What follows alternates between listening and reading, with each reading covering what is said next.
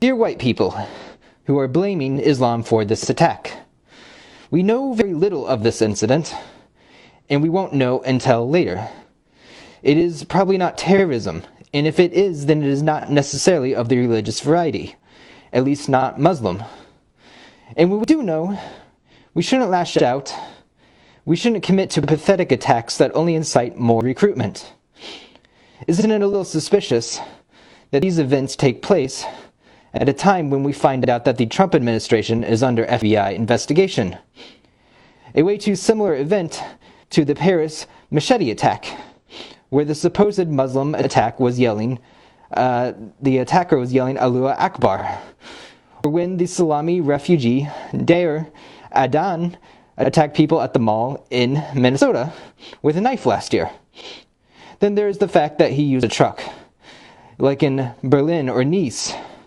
Remember that fascist false flags are never creative.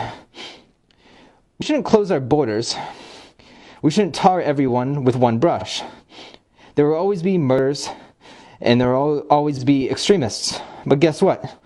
A society where several viewpoints and cultures exist as one is what we should always strive for.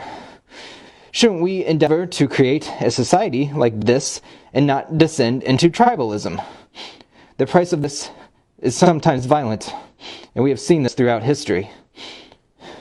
Islam is nothing like the atrocities we've seen in the recent years from Christians. Can anyone else recall the Crusades, Inquisition, or the Central African Republic genocide? So please don't jump into racist, nationalist, xenophobic, bigoted patriotism about this. Please be at least somewhat calm and measured, if it's even fucking possible for you.